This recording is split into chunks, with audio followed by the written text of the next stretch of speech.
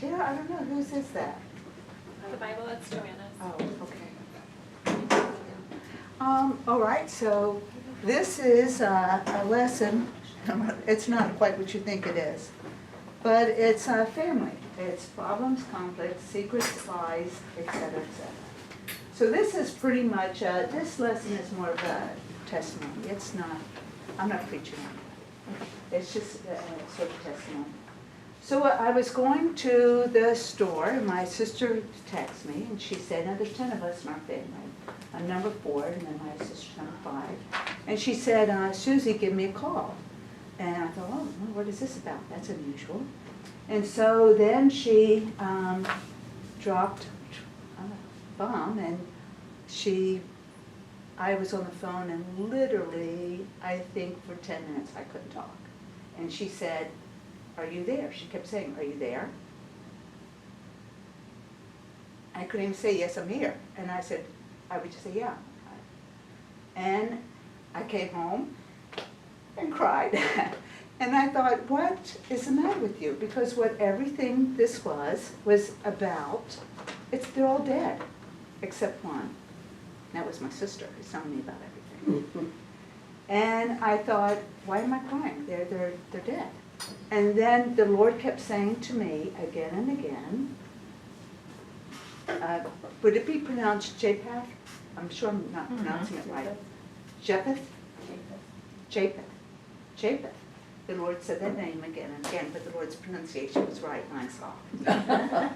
Japheth, again and again. And I thought, okay, God's giving me an answer to the conflict that's going on in my heart. But I have to go look it up. I have to explore it. And so this is a testimony. It's not like, this is not a family, which we should be doing. And it says, secrets and lies, secrets and lies. Okay, so for my mom's side of the family, there you go. That's, we're talking about the history of secrets and lies, lies and secrets. And then pretty much how that affected my mom, and then you go down to the next generation of me. So this is who this person is.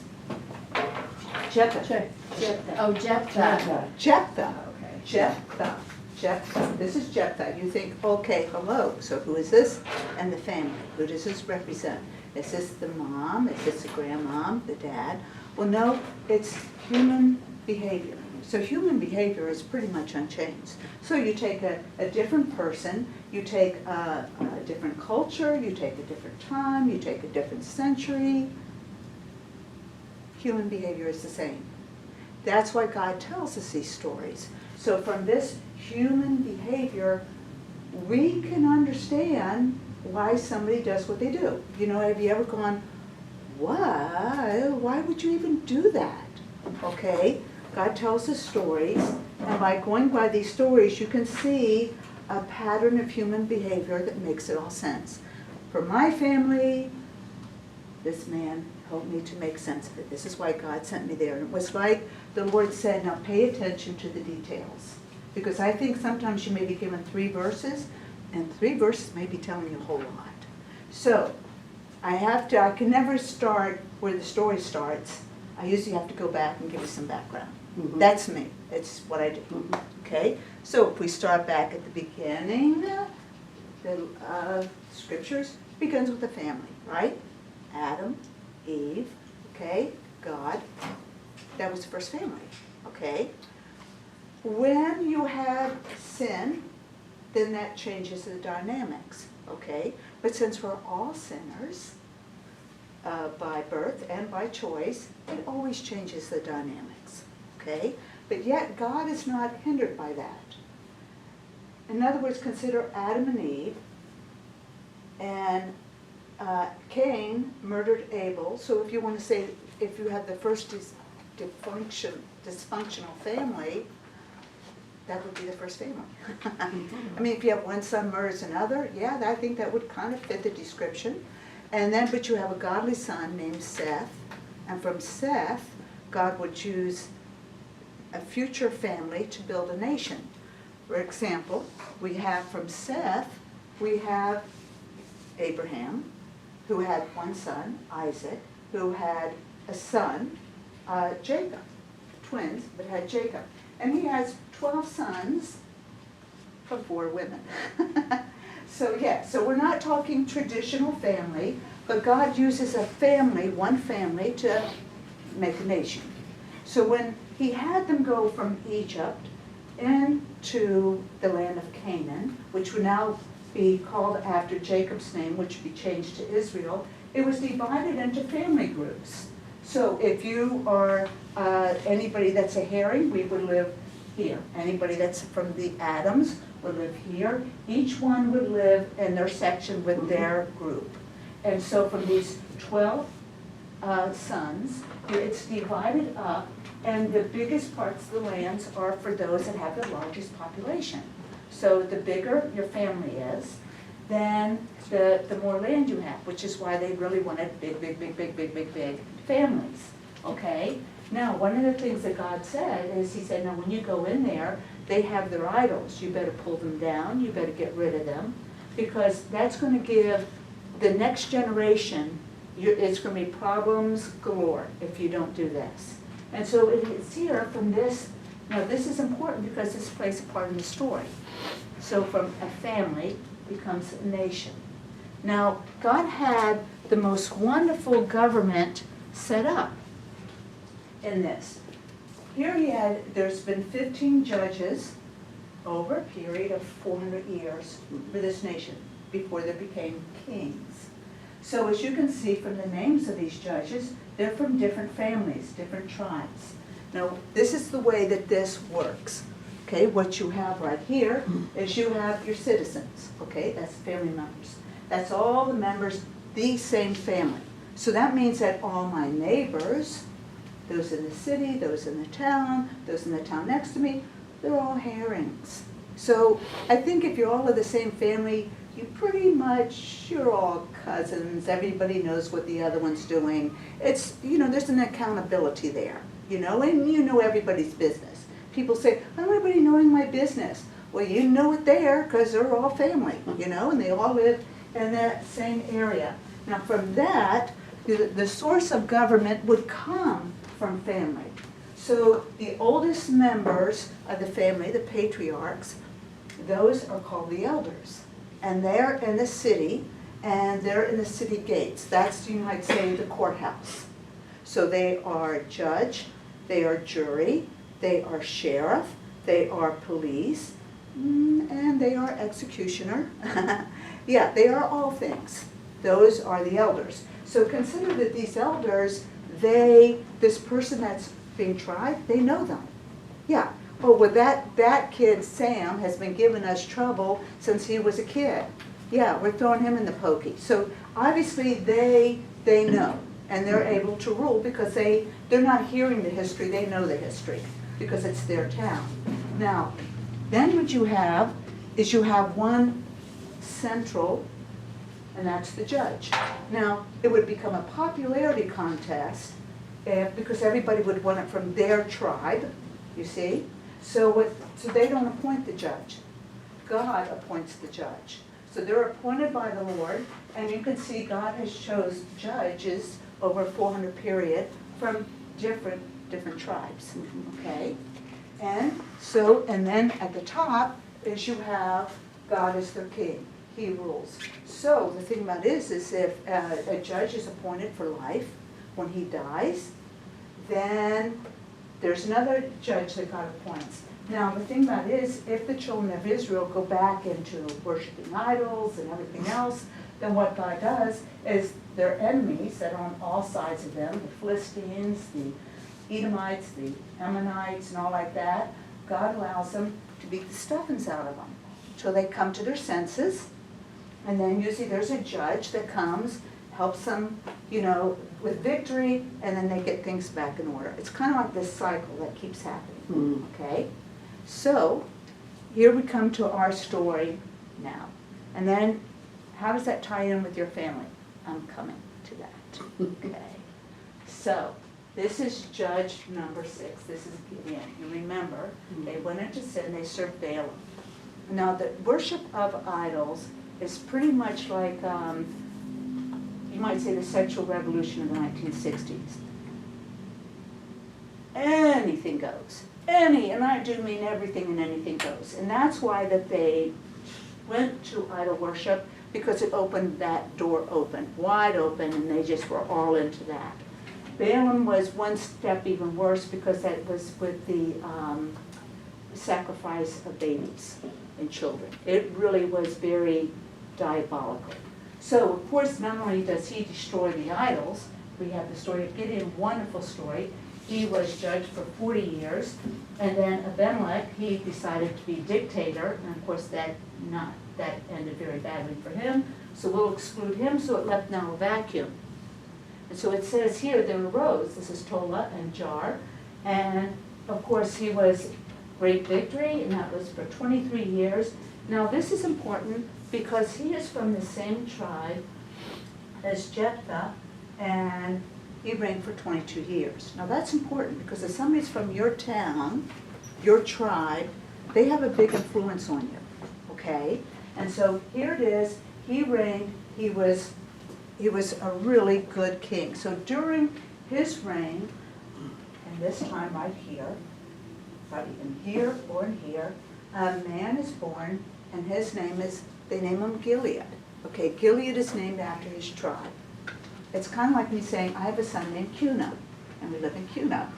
So you're a Cunanite. Okay, now we're getting things really confused. Or I have a son named America, and we live in America, and he's an American. You know what I mean? So sometimes it's like, well, wait, is Gilead, wasn't that his name? Yes. Why you name somebody after your family tribe? I don't know. But he was. So there's Gilead. So Gilead, during this time, this was a very good time, conservative time. You had good judges. Obviously, from his own tribe, he had a big influence. This man was a good man, character and everything else, but I don't know what happened. But he slipped into sin, and he went with harlot. And Jephthah, and he says his son was the son of a harlot. So his father Gilead went and saw some harlot. Who knows? Who knows? The Bible doesn't even tell us details of it. Probably don't need to know it. Yeah. But the thing about it is, she has this baby, and like any harlot, she's going to dump it. I mean, what does she want? She's business, you know, she doesn't need a child, doesn't want a child, and sometimes they're just left on the roadside. And so, at that time, he takes his son. Now, this was so unheard of. Because, no, maybe a woman would keep her child, but not a man. Because he has his reputation, you have family, everybody knows, people are going to be talking, not good, this is going to be the oldest son inherits everything, except the oldest son inherits the house, the lands, and whatever the other assets are, that 50% will go to the other children, but he basically gets the bulk of it all. So for him to take the son of a harlot, knowing not just taking what that would do, but he also understands how that changes the inheritance. So that says something about Gilead to me, that he must have had some good training because he didn't desert his son. You know what I mean? Mm-hmm. It's kind of like, I don't want to say somebody's not all bad. That sounds like I'm justifying. Okay, now we go back to my family. Okay, right? So, lies and secrets. So I go to my grandfather, same thing. Oh, my mom adored him. He was wonderful. Lies and secrets, lies and secrets. And why? Because she sees what she remembers as only good in him. You know what I mean? So, guys, if you want to come over to some chairs way over here. You want to sit over there? That's okay. And so, anyhow, so his father Gilead takes him. And now notice then the next thing. It says, and Gilead's wife bare him sons. So notice that this is the details. This is the details. Okay? The word end. So work a continuing thought. Then he was married. And she had more sons. That means her sons, her rightful sons, have been reduced to the 50%, and everything will be divided amongst them. The son of the harlot gets everything. And so, but this baby that he's brought home, this baby, this cute little baby that everybody thinks, oh, do, cute. She has to bathe, feed, change, raise, and the resentment is there. Now, how does that even apply to me? Oh boy, I saw so many parallels, not the same story, obviously, but human behavior.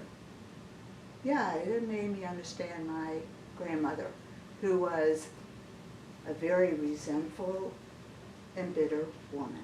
When I look back to the history, it's like, oh yeah, okay, and that's the one who raised my mom, who raised me. It makes sense, you know what I mean? And that's that resentment, and I tell you, resentment, it may bleed out slowly, but it bleeds out, and believe me, it bled out to, I'm sure, to her sons that she saw was being gypped. Meanwhile, Jephthah grew up, and his dad, now everything with the father, educational-wise, it's up to the dad, okay? Totally up to the dad. So it's the dad who sends him to the synagogue.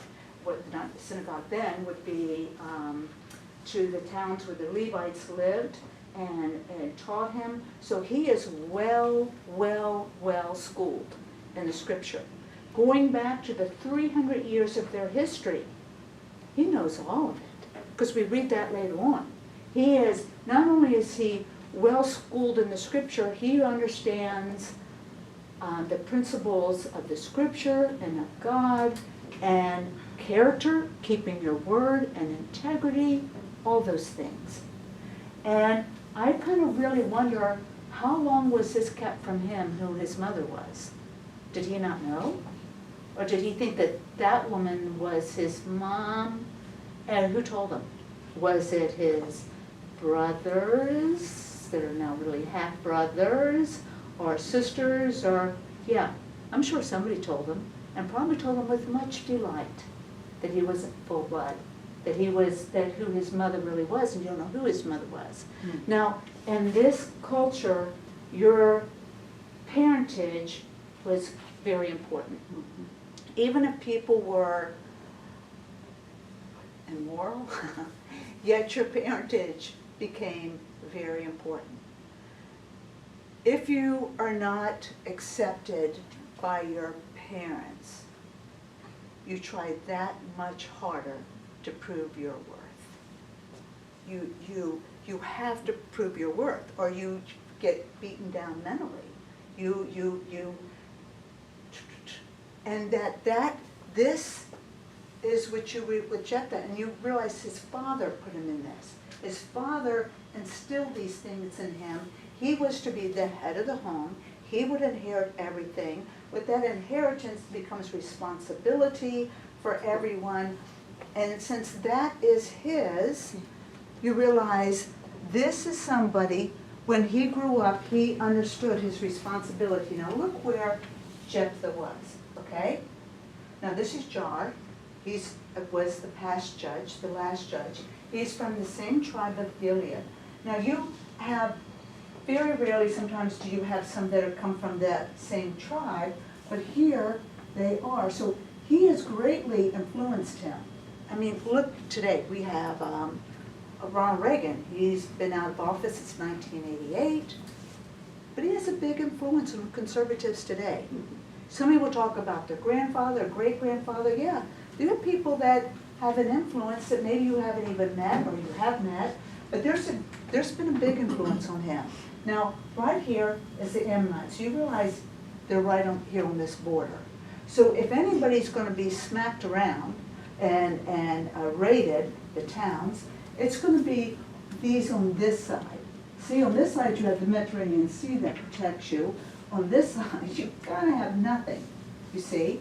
And since this is going to be his property, his land, and it is his responsibility to take care of his brothers and families during this time, after Jar has died, it says, after he dies, and the children of Israel did evil again. Now, if God calls something evil, what would I put with the word evil? Oh, I would say the Nazis are evil. I mean, who would we put with the word evil? So that's a pretty strong word to say how they were living then. But as soon as Jar died, here it says that the children of Israel did evil again in the sight of the Lord and served Balaam, that god, it's so deep, and the other gods of Syria, Zidon, and Moab, and the children of Ammon, and the gods of the Philistines, and forsook the Lord and served him not. And it became a dark, dark time. So what God said is, all right, you want to do that? Then I protected you from your enemies, now I'm just going to let them, you want their gods? Fine. And so they began attacking the Ammonites. What they would do is they would come in and they would attack here, see? And so that means here, where Jephthah is, that his tribe is getting clobbered, and also the Philistines were coming in. And it says, and the anger of the Lord was hot against Israel, and he sold them into the hands, the Philistines, and into the hands of the children of Ammon. And that year they vexed and oppressed the children of Israel 18 years. And so it says, and all the children of Israel that were on the other side of Jordan, in the land of the Ammonites, which is Gilead. Moreover, the children of Ammon passed over Jordan to fight against the children of Judah, against Benjamin, against the house of Ephraim, so that Israel was sore distressed. So not only have they been able to clobber them here, but they've been able, there's no buffer. They've been able to cross over. And so they're asking the Lord to help them, and the Lord said, yet you have forsaken me and served other gods, wherefore I will not deliver you. Go cry to the gods which you have chosen, let them deliver you in the time of your tribulation. God says, no, you want these gods? Go ahead, let them help you. And so they put away their gods, they cry out to the Lord, and so what happens is, in this time, this 18-year period, where you have Jephthah here, it speaks of one man, one line of resistance is his. And he says, now Jephthah was a mighty man of valor. So here is a man who protects his, you might say he's like Superman. He's the sheriff. He's protecting his farm, his area. That's his inheritance. You know what I mean? And to say he was a mighty man is somebody who's a great leader. Always look for adverbs, adjectives, a word that describes a word. It gives that word a punch, an extra meaning. So just not a man of valor, which is bravery, but a mighty man. So this is somebody who was willing to go against all odds. Interesting to me,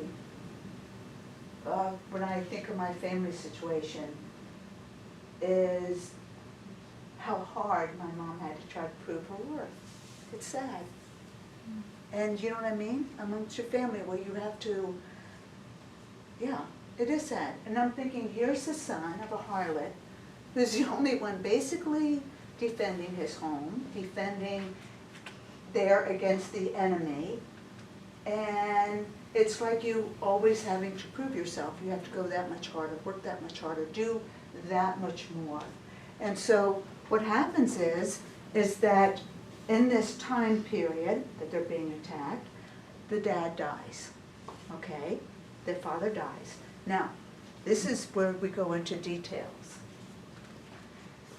Notice the two things. And Gilead's wife bare him sons, okay? And, that's important. That word is so important. And his wife's sons. Oh, wait a minute. They're your sons too. That's not first marriage, those are your sons too. They're not just her sons, they're your sons. No. In her mind, that was your son. These are my sons. and they're not being gypped out of their inheritance by the son of the harlot. You see what I mean? So it didn't matter that he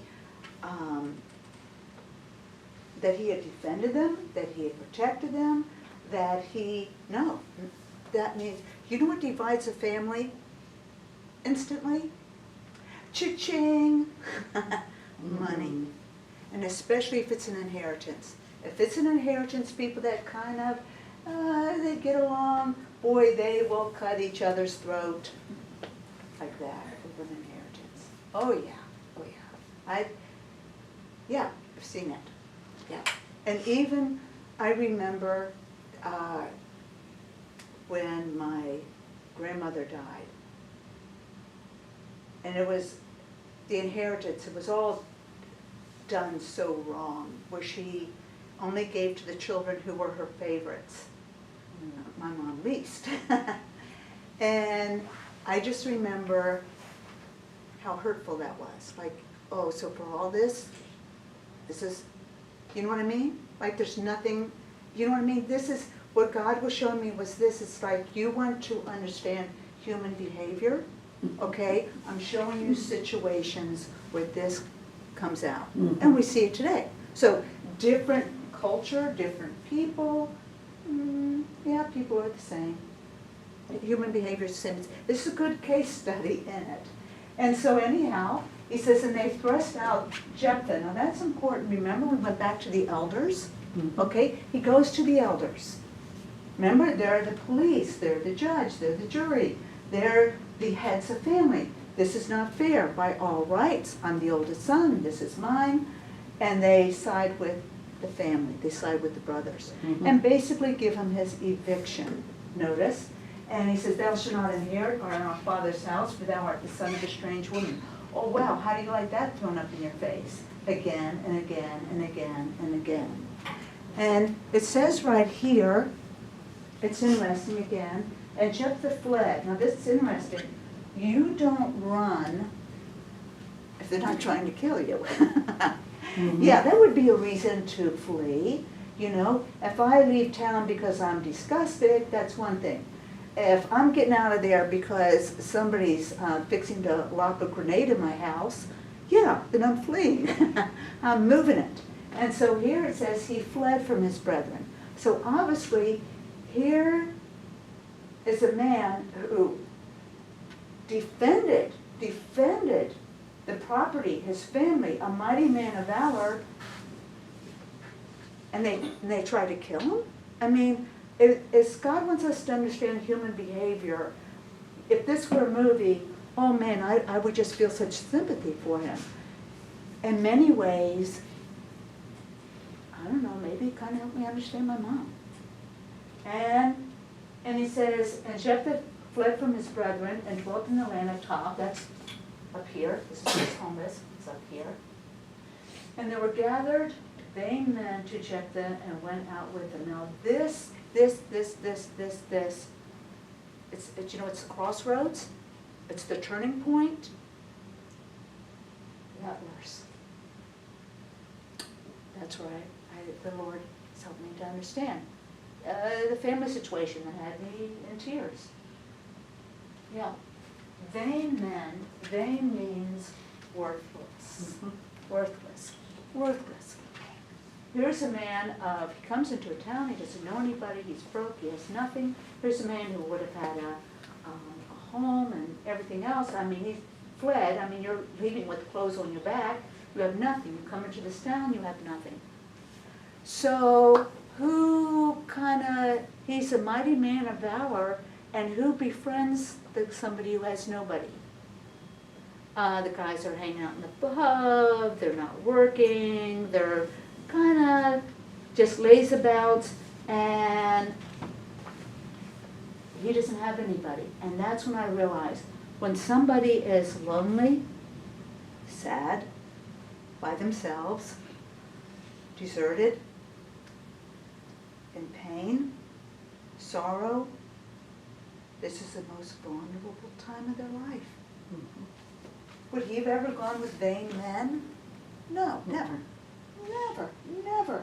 He's a man of character, of integrity. He never would have done that. But in this most vulnerable time, look who gathers to him. It says, and went out with him.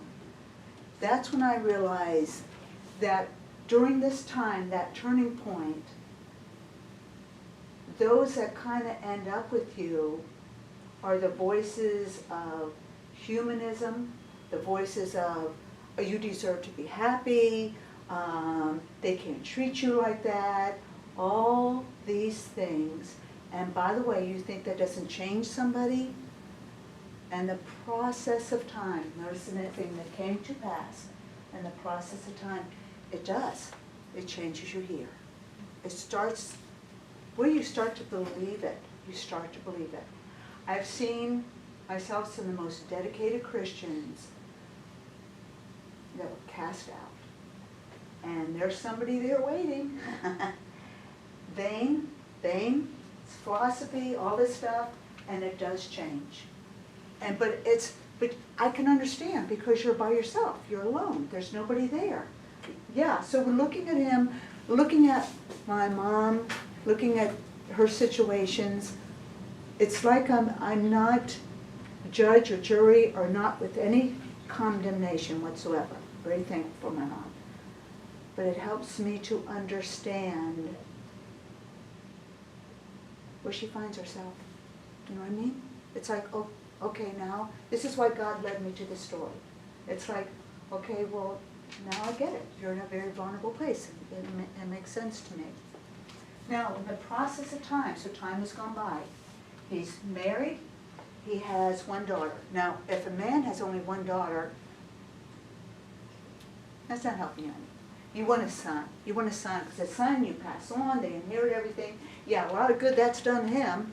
It hasn't done him any good, you know, so he's, forget that one. And so what he does is he just has one daughter, and he adores her, he loves her. Forget about needing another wife, another concubine. No, he's happy with his wife, and he's just so happy with his daughter, and he's living off, okay? So now, the children of Ammon, they're no longer satisfied to come in here and just raid. Now they see this opportunity that they're going to take the whole thing back. Because this was once theirs, and they're going to just come in and make war, and they're going to just sweep over and take all of it. And so what happens is, it says that the children of Israel made war against Israel. So what happens is they come in, and then some of Israel gathers, and of course they get the stuffings beat out of them, and they realize they have no leader, nobody to head things up, and oh, there was one man, Jephthah, who was a Gileadite, who basically, you know, protected their farm. I mean, this guy's brave. He's a leader. Let's go get him. And so they go up to Tobs, the elder stew. Boy, wouldn't you want to slam the face on the door on their face as they come? Here they come. Look who's at your door today. Jephthah, there's somebody here to see you. Oh yeah, the people that basically kicked you out. I mean, so what happens, and it was so that when the children of Ammon made war against Israel, that the elders of Gilead went to fetch Jephthah out of the land of Tob. And they said to Jephthah, come and be our captain, that we may fight the children of Ammon. You know, he could say, yeah, this is your problem, not mine, go away. And he said unto the elders, did you not hate me and expel me out of my father's house? Why are you come now when you are in distress? Like, yeah, thank you for nothing, you want me. What, you know, oh great.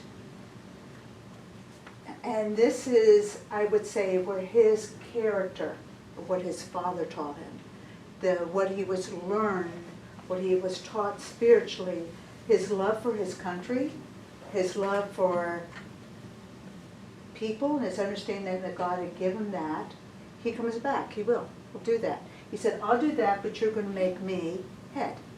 I'm going to be the judge. Is that understood? Because I want it understood now. It's kind of like having an opinion. Oh yeah, he's not going to have the same thing happen to him twice. Mm-hmm. They said, yep, you will be head, you will be our judge, you can do it. And so he goes, and he sees this as a righteous battle. It is. Because he sends messengers to the king of the children of Ammon. He says, what does that have to do with me, that thou art come against me to fight in my land? And the king of the children of Ammon sent the messengers. And he says, because Israel took away my land when they came up out of Egypt, now therefore restore those lands peaceably. What a joke. Peaceably? Really? Peaceably? After you've been raiding us for 18 years? And Jephthah sent messengers again to the king of children of Ammon. And then it goes down to about like 8 other verses explaining their 300-year history. So this guy was very knowledgeable, everything scriptural. And he ends it by saying, therefore I have not sinned against thee, but thou didst me wrong to war against me. The Lord be the judge. Boy, you talk about a spiritual death. The Lord the judge be judged this day between the children of Israel and the children of Ammon. Howbeit the king of the children of Ammon hearkened not unto the words of Jephthah which he sent to him. Now that's interesting, because what he did, this is a righteous battle. And the Spirit of the Lord came upon him. So there's something about somebody who is spiritual.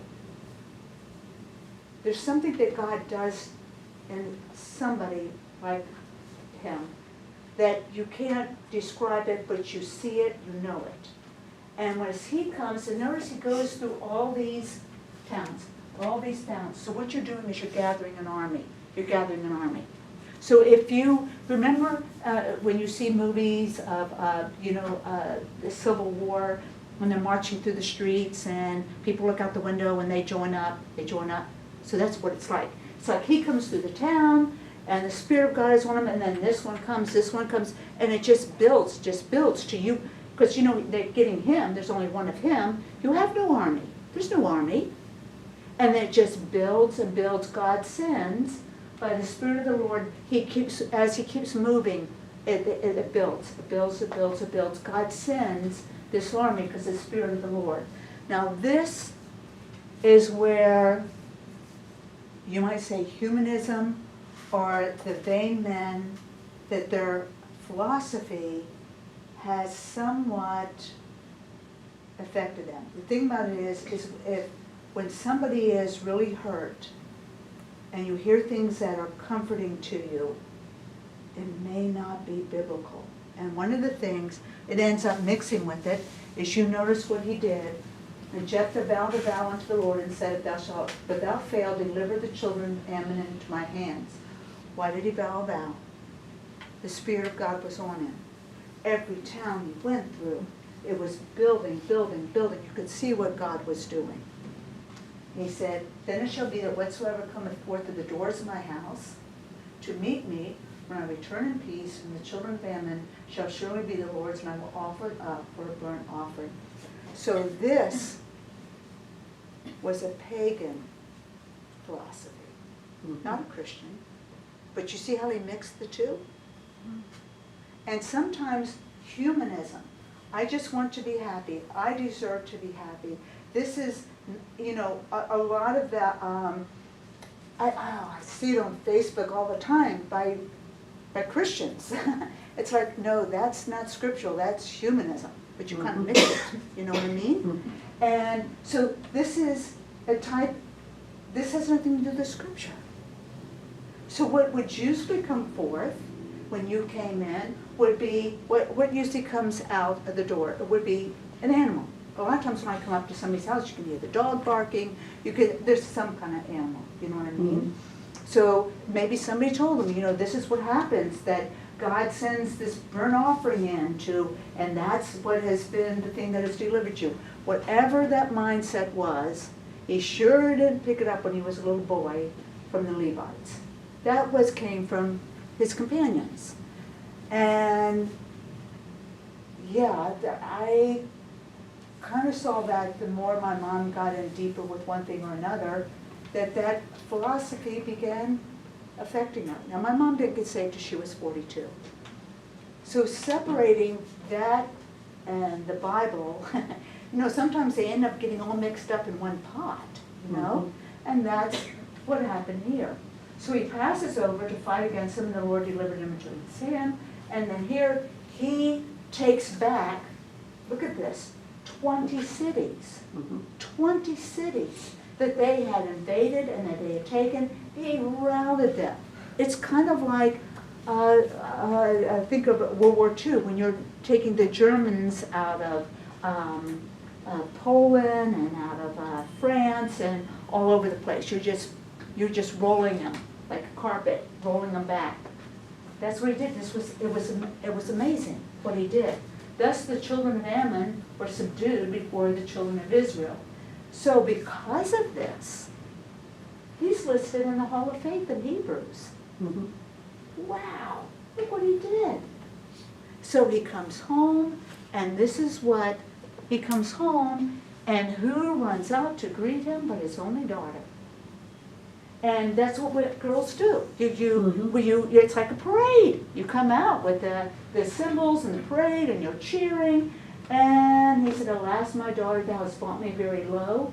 Thou art one of them that trouble me, for I have opened my mouth unto the Lord, and I cannot go back. That shows me he was a man of character. I mean, if you said it, you live by it. You do not change your mind. You don't break a vow. And especially if it's a vow to the Lord. So some people say, now, does that mean that she became a burnt sacrifice? I believe, what I've read and all like that from the scripture, no. Obviously, he wouldn't put him in the Hall of Faith. Very pagan worship to do that. But it meant that she would never marry. What she said, my father, if thou hast opened thy mouth unto the Lord, do unto me according to that which proceedeth out of thy mouth. She said that you can't go back on that. If you promise God, our enemies have been defeated, you can't go back. So she said, give me 2 months to go up and down the mountains and bewail, she said, her virginity, which means that she would never, ever marry. She would never marry. She was like given to the Lord, you might say almost like a nun. There would never be marriage, there would never be children. And she returned to the Father, who did with her according to his vow, which he had vowed, and she knew no man. So this part right here tells me that she never married. Obviously that he did not, that she was not a burnt sacrifice. And so, but you see, that's what happens. And that's what I realized when I was looking at my grandparents, when I say lies and secrets, and how that affected my mom, and how that moves at one generation to the other. And then I see right here, wow, that mixture of where my mom was, yeah, and stuff that she got mixed up in. It's like, yeah, right here. It's like vain people. It's like those are the ones that influence you when you're most vulnerable. And right here, you look at it and smack your head and go, why? Yeah, why? And that's where I was. Like, why? And going back, this is why God led me to this story, to understand human behavior. Was my mom just a great warrior? No, of course not. No, it's just the human behavior part that I'm looking at. Now, this is also interesting, because I saw this in my mind. There's a fine line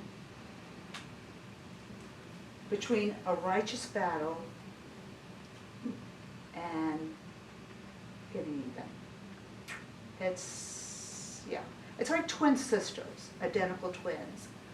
They look an awful lot alike. You can't tell the difference between the two. And a lot of times when past hurts come up, the second time. So this is what happens. Remember, this was a righteous battle. He's in the Hall of Faith.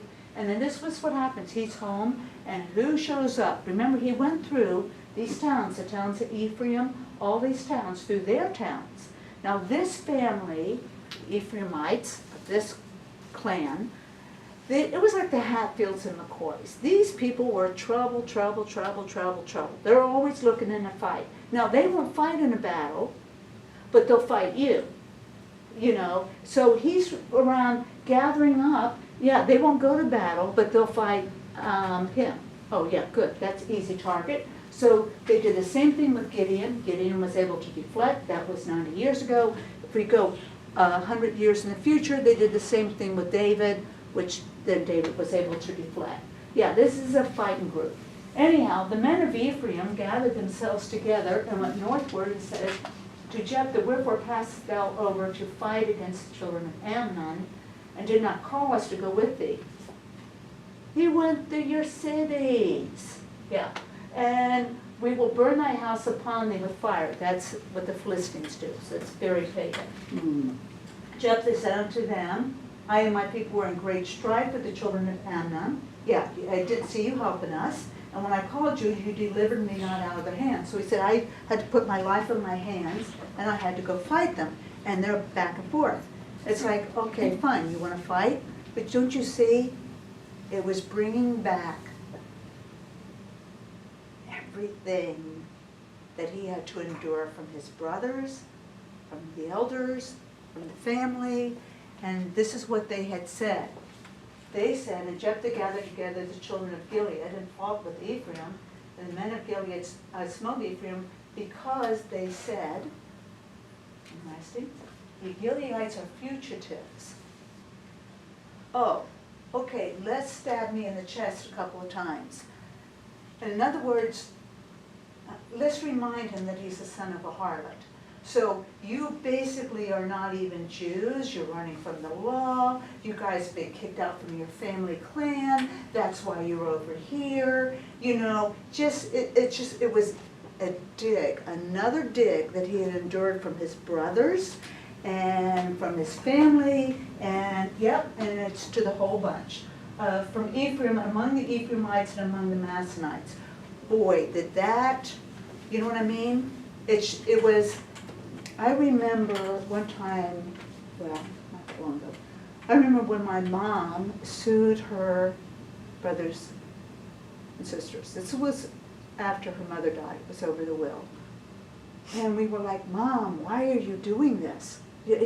What's to be gained in it? Nothing.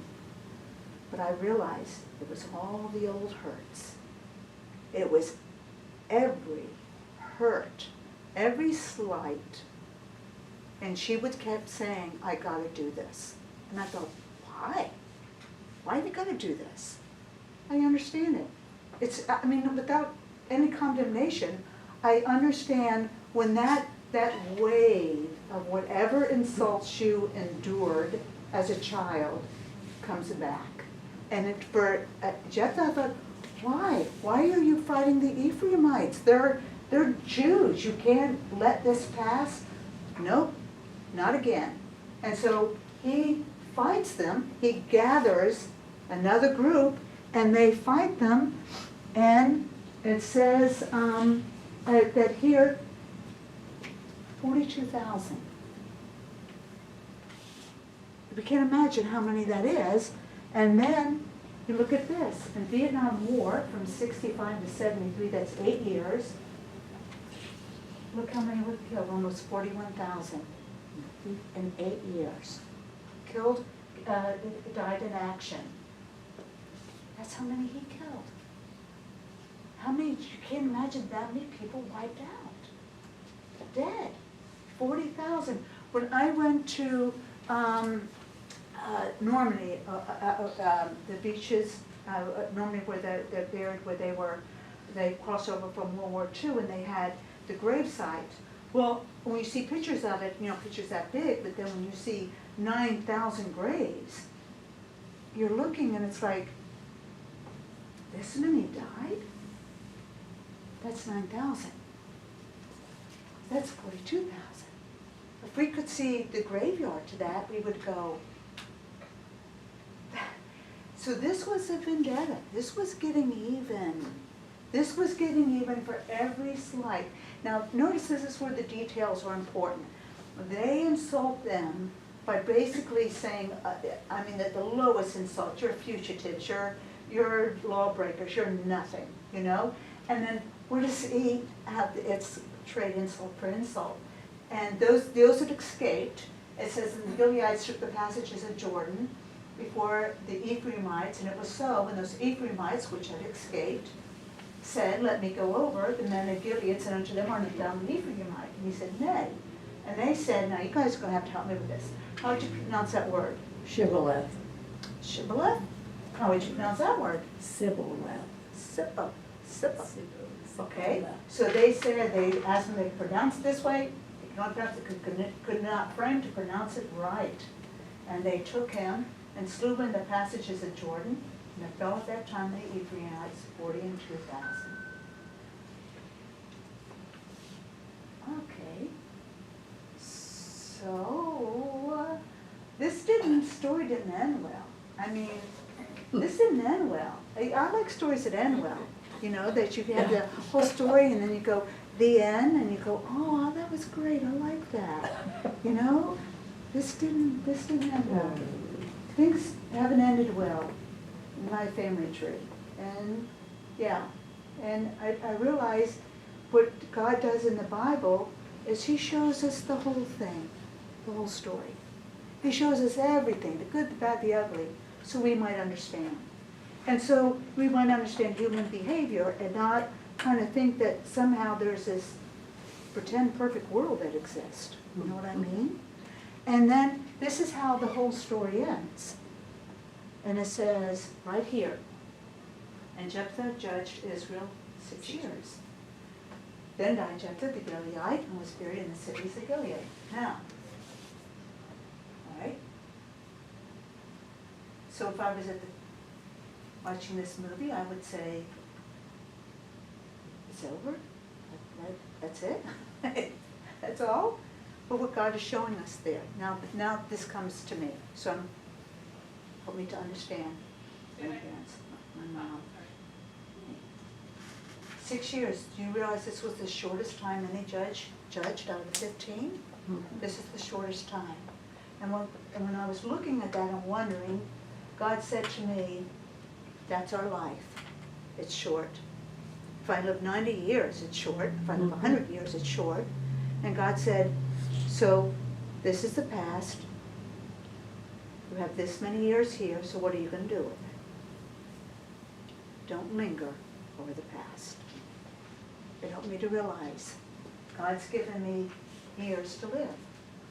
Besides those, He's given me this. So what did He do with the 6 years? I don't know.